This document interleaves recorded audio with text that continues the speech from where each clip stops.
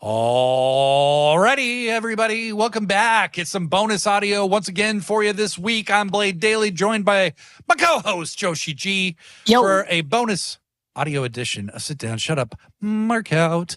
And today, Joshi, we're going to talk about a very non-polarizing topic that, never generates any negative discourse amongst anyone, and that is the pro wrestling media.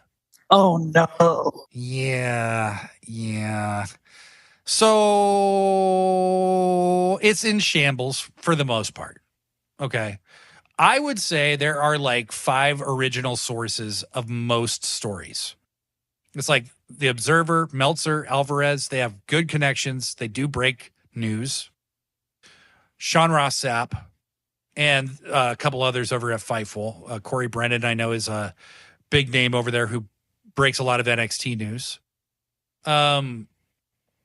Mike Johnson at PW Insider, not a website I personally go to very often, but he seems to break a lot of WWE news. Andrew Zarian, who, a friend on Threads a while back, compared us to Andrew Zarian's show, Mat Men, which is my favorite show to listen to of all of them because it's so ridiculous. And then finally, I think I had one more. Oh, Post Wrestling. Wei Ting and John Pollock. I Blade Daily. I have to give a shout out to Lucha Blog. Oh, Lucha Blog. Yeah. Yes. For Mexican wrestling, because this guy is always spot on. So I had to just put it out there. Aside from those sources, it's not to say that there aren't any others, but the vast majority of the remaining websites aggregate information. Okay. So like that includes your Cultaholics, your Wrestle Talks, they're just reading The Observer, or they're reading Fightful's website or Fightful Select or whatever. And then they're sharing that information because they want to get you to click on their website. Then there's other sites. Okay. I'm not saying there's anything wrong with being an aggregator. Okay. But it is like playing telephone. It's reading someone's interpretation of something somebody else wrote that you could just read yourself if you wanted to. And then there's this whole other group of people, and I don't mind naming names at all. Ringside News, NoDQ.com. These guys who literally just post shit to piss people off, and they want rage clicks. Why am I talking about this? I'm talking about it because we could do something about it if we really wanted to. Don't click it. Ever.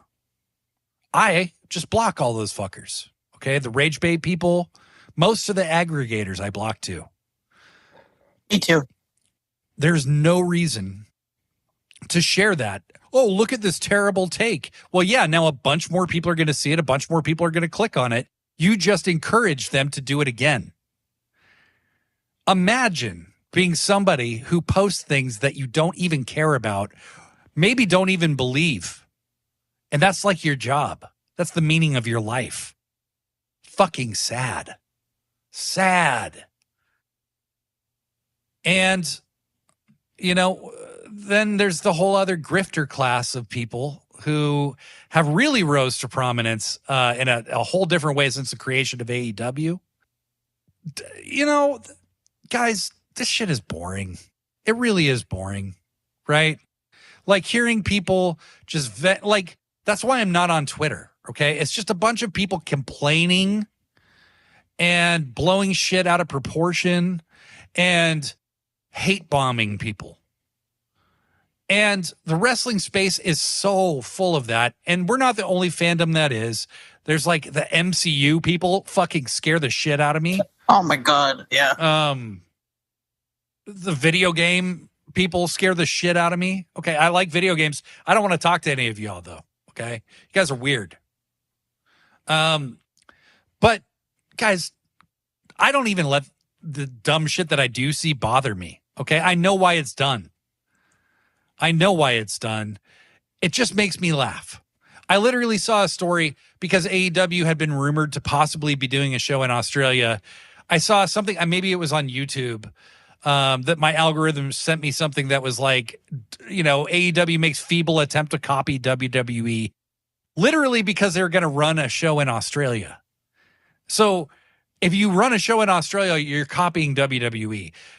Do you hear that, Australian wrestling promotions that may or may not exist? You're copying WWE simply by existing. Apparently, WWE owns Australia. Yeah. So just don't let that shit bother you, but definitely don't share it. I'm telling you, use the power of the click or the non-click and just move the fuck on past it. Block that shit, hide that shit. If you share a ton of it, I'll probably mute you, even if I like you.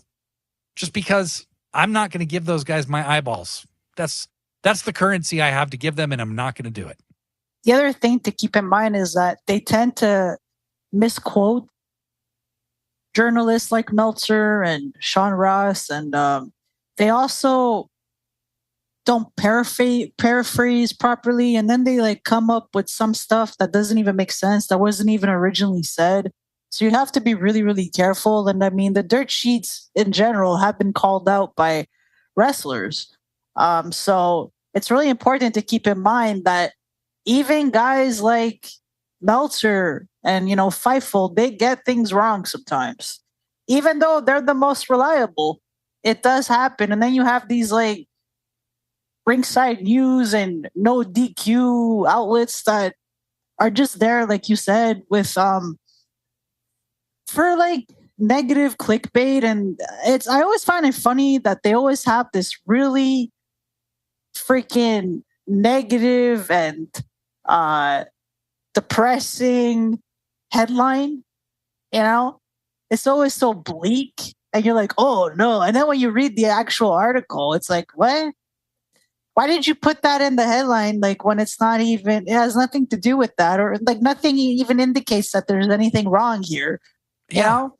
Oh yeah. No. And I would also say too, like, guys, look, I like talking about wrestling a lot, obviously, right? Joshi and I love talking wrestling with each other. Okay.